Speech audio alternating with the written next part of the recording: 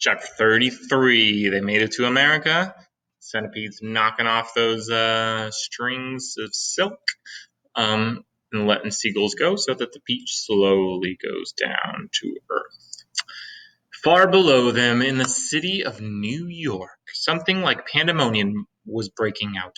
A great round ball, as big as a house, had been sighted hovering high up in the sky over the very center of Manhattan, and the cry had gone up that it was an enormous bomb sent over by another country to blow the whole city to smithereens.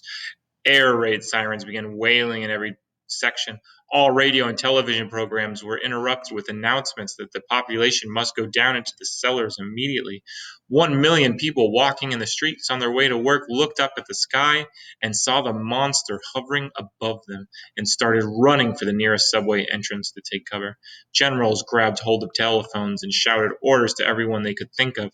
The mayor of New York called up the president of the United States down in Washington, D.C. to ask him for help, and the president, who at that moment was having breakfast in his pajamas, quickly pushed away his half-finished plate of Sugar Crisps and started pressing buttons right and left to summon his admirals and generals, and all the way across the vast stretch of America and all the 50 states from Alaska to Florida, from Pennsylvania to Hawaii, the alarm was sounded and the word went out that the biggest bomb in the history of the world was hovering over New York City and that at any moment it might go off. Look at that bomb.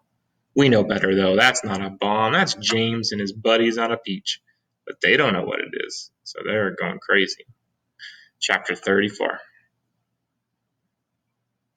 Come on, Centipede, bite through the first string, James ordered. The centipede took one of the silk strings between his teeth and bit through it, and once again, but not with the angry cloudman dangling from the other end of the string this time, a single seagull came away from the rest of the flock and went flying on its own.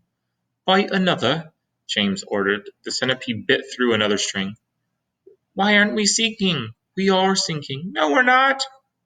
Don't forget, the peach is a lot lighter now than when we started out, James told him. It lost an awful lot of juice when all those hailstorms hit it in the night. Cut away 2 more seagulls, Centipede. Ah, that's better. Here we go. Now we really are sinking. Yes, this is perfect. Don't bite any more, Centipede, or we'll sink too fast. Gently does it.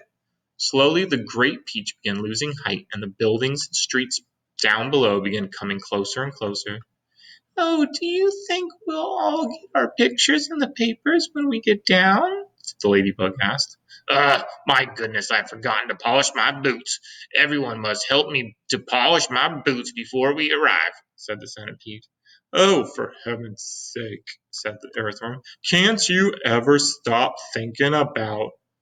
But he never finished his sentence, for suddenly, whoosh, and they looked up and saw a huge 4-engine plane coming shooting out of a nearby cloud and go whizzing past them not more than 20 feet from their heads.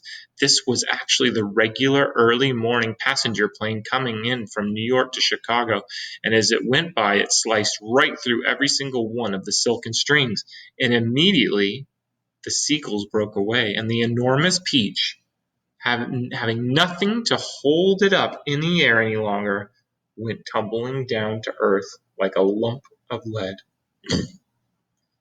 Oh no, all the strings are broken. Help! Cried the centipede. Save us! Cried Miss Spider. Oh, we're lost! Cried the ladybug.